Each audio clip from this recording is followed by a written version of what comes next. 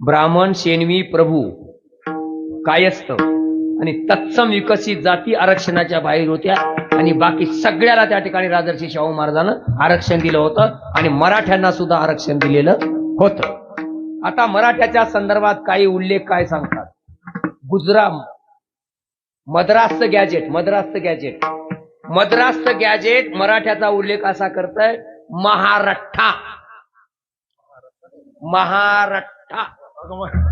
महारठ्ठा म्हणजे काय? आपण कधी म्हणतो एक कांसोल्यात दिलं तर 3 कोलाटण्या खाशील म्हणतो, त्याला काय म्हणतात?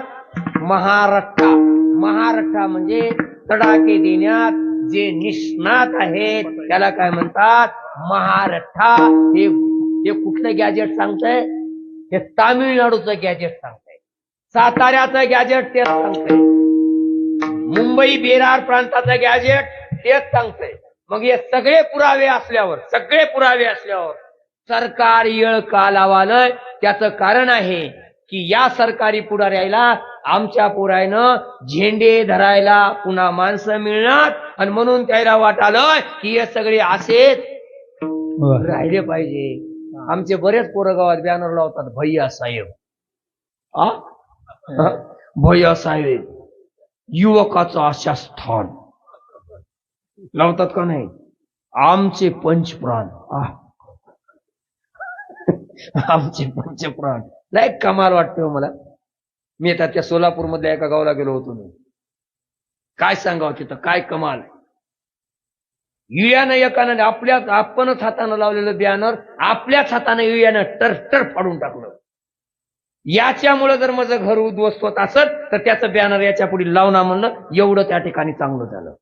आणि ज्या दिवशी माझी स्पष्ट भूमिका आहे, ज्या दिवशी गावाच्या भाई मराठा समाजाच्या पोरायनं मराठा पुढाऱ्यांना प्रवेशबंदी नाकारली त्या दिवशी मी स्टेटमेंट केलं होतं की खऱ्या अर्थानं मराठ्याचं हे स्वातंत्र्य युद्ध आहे, कारण आम्ही यांच्या गुलामगिरीतून मुक्त झालेलो आहोत।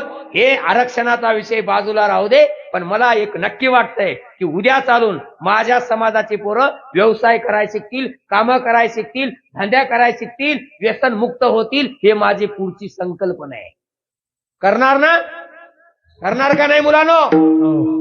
हो, वा शाबास शाबास, उर्मी लागतंय। आणि म्हणून तुकाराम महाराज म्हणाले की अरे बाबा, मी या ठिकाणी शूद्र जातीत जन्माला आलो म्हणून मला लिहिण्याचे अधिकार मिळाले नाही। पांडुरंगा, आता माझा मायबाप तूच आहेस हे त्या ठिकाणी तुकाराम महाराज। माझा आता मायबाप पंढरीनाथा गोकाया अक्षर मजना हे अधिकार मी तुम्हाला याच्या पुढे हे झाला आपला प्रचाराचा भाग। प्रचाराचा आता कागद कसे उभे करायचे तर सगळ्यानं पेन वही घेऊन, ज्याच्यापाशी पेन वही आहे त्यानं डायरी मध्ये नोंदी करून घ्या आपले कागद कुठे आणि कसे मिळतात ते।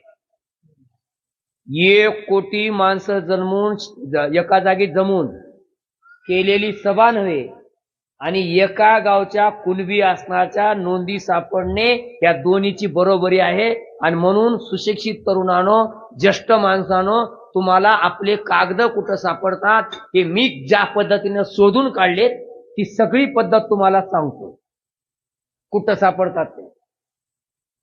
आपल्या तालुक्याच्या भूमी अभिलेख कार्यालयात पेन काढून लिहून घ्या महाराज सांगत महत्वाचं आहे। आपल्या तालुक्याच्या भूमी अभिलेख कार्यालयात 33 आणि 34 नमुना नंबर नावाचं मोडी आणि उर्दूचं रजिस्टर आहे, 2 भाषात लिहिलेलं। हे रजिस्टर कधीचं आहे? 1881 सालचं आहे हे रजिस्टर। आम्ही पूर्व तयारी केली। हिंगोली जिल्ह्यात कलेक्टर आले आणि कलेक्टरच्या समोर, समितीच्या समोर कलेक्टरनं सांगितलं हिंगोली जिल्ह्यात एकही कुणब्याची नोंद आढळलेली नाही। माझ्या मित्राकडं 2012ला 1881 ची सापडलेली कुणब्याची नोंद होती। त्यानं समितीच्या समोर उभा टाकून सांगलं, साहेब हिंगोली जिल्ह्यात जर एकही नोंद नव्हती तर एक कुणब्याची नोंद कुठून आली हे त्यानं संदीप शिंदे समितीला सांगलं। आणि संदीप शिंदे समितीनं कलेक्टरला आदेश काढला की तुम्ही तपासलंय काय, आणि फेर तपासणी लावली. फेर तपासणी लावल्याबरोबर एका गावात एका दणक्यात 40 नोंदी सापडल्या कुणब्याच्या.